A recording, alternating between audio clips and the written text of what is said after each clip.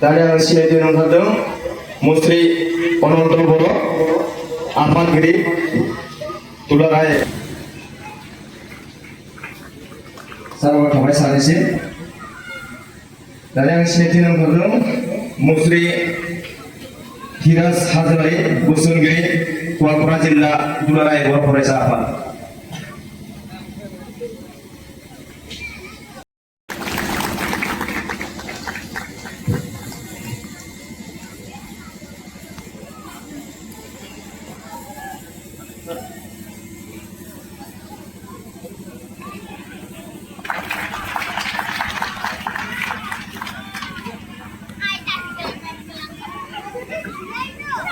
बेनि उनाव दियनगुरि खातार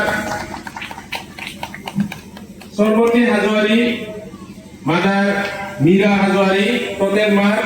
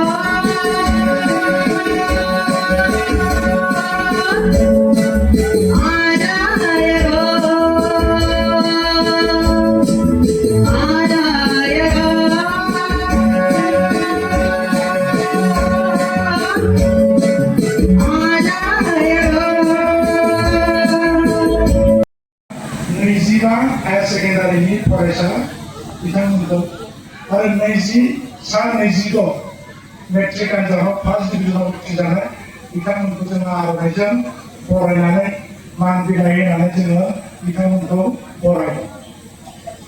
What about second division? What about third division? बिसोरखौ जों ज्राब गारजोबगोन नामा? नेवसिगोन नामा? नारथ्रोगोन नामा? नङा। जुदि बेखौ आसाम सेकेंड डिविजन आरो थार्ड डिविजनाव खालामनाया बिसोरनि लाइफआ बेयावनो जोब्बाय बे नङा। जुदि बेखौ सानदोंबा आं सासे एग्जाम्पोल। आं मेट्रिक आनजादाव थार्ड डिविजनाव पास जादों। मेट्रिकआव आं थार्ड डिविजनाव, किन्तु गामिनि भितराव आंनि ओनसोलनि भितराव प्रथम मेट्रिक होनाय।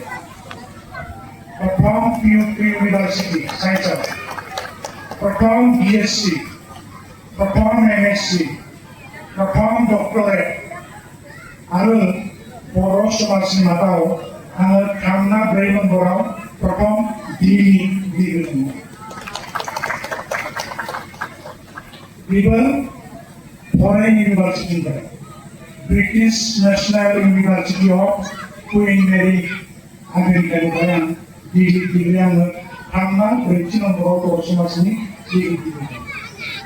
आं किन्तु मेट्रिकआव थार्ड डिभिजनाव पास जानाय।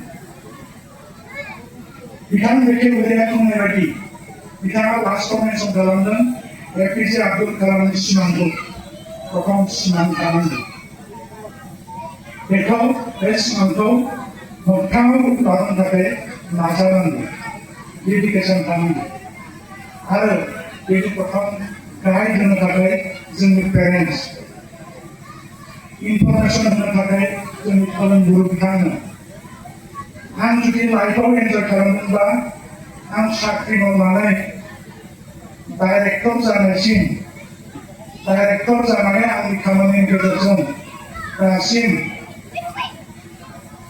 35 एवार्ड मोननो हादों। Academy Zamra School itself.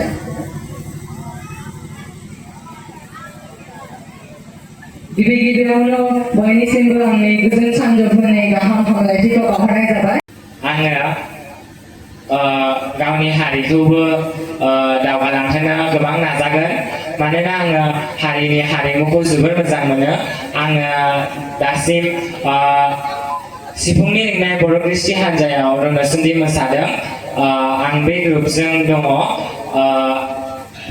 आंहा बर'नि हारिमुखौ मोसानानै जोबोर मोजां मोनो बेयावहाय गासै फरायसालिनिफ्राय गुबुन गुबुन फरायसालिनिफ्राय नुजाथिफैनाय फंबाय बिनानाव गासैनिसिम खावलायो गावनि हारिखौ दावगाहोनो नोंसोरो हाबा माव गावनि हारिनि थाखाय गावनि जिउखौ बावसोम होननानै आं खावलायो गावखौनो मालाबाबो आं रोङा आं जेबो माने मोनथिया बेबायदि दासान मानोना आङो मोनथिनो मोनदों जोंनि कलेजनिनो सासे मेडाम बियो माने जेब्ला बिसोरनि अरेल टेस्ट जायोमोन होमबा बिसोरो माने बे मेडामा जेबो मोनथियाबाबो माने कनफिडेन्सआव थायोमोन जेब्ला टिचारा फैयो माने गुबुनखौ बेलेग बेलेग कुइसन सोङो बे मेडामा मोनथियाबाबो माने जोबोद कनफिडेन्सआव थायोमोन बे कनफिडेन्सआव थानायनि उनावनो बिथांखौ बारा कुइसनबो सोङामोननो ओमफ्राय बिथांनि मार्कआ बयनिख्रुइ साबसिन फैयोमोन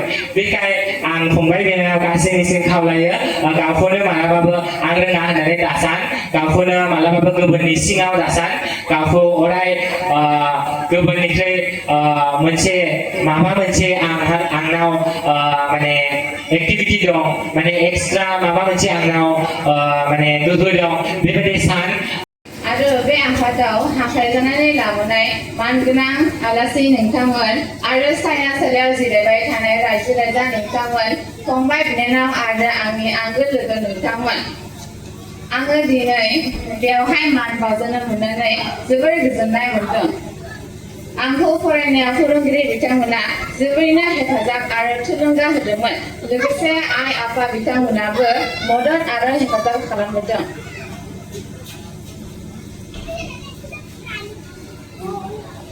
आङो सम मोनब्लानो फरायोमोन आरो क्लासावनो फराफोरखौ मोजाङैनो सोलोंनानै लाखायोमोन आङो डिग्रीखौ ग्रेजुएशन खालामनानै एपीएससी आनजादनि थाखाय नाजानो सानदों जोबथायाव आं बेखौनो बुंनो सानदों दि जायफोर फरायसाफोरा देग्लाय एचएस आरो एचएसएलसी आनजाद होगोन बिथांमोना जाहाथे मोजाङै गोसो होनानै फरायगोन आरो गावनि हारिजों लोगोसे बिमा बिफानि मानखौबो दावगाहोगोन गोजोनथों आंनि बुंनाया एसेनोसै आंनि मुङा सिनेमनि बसुमतारी आं दुनाय कलेजनिफ्राय फार्स्ट डिभिजन लानानै पास जादों ओमफ्राय जोंखौ जोंनि टिचारफोरा मोजाङैनो फोरोंदों लोगोसे थुलुंगाबो होबोदों लोगोसे बिमा बिफायाबो जेसे हागौ एसे जोंखौ थुलुंगा होबोदों ओमफ्राय फिउचाराव जाय एचएसएलसी आरो एचएस जागोन बिथांमोनखौ मोजाङै फरायनानै पास खालामगोनखौ आसा खालामबाय आंनि मार्क्सआ गोबां नङा थेवबो आं एसेयावनो खुसि ओमफ्राय जोंखौ दिनै बेहाय मान बावनो लिंहरनायनि थाखाय बयनिसिमबो जोबोर जोबोर साबायखर बावनाय जाबाय आंनि बुंनायखौ एसेयावनो फोजोब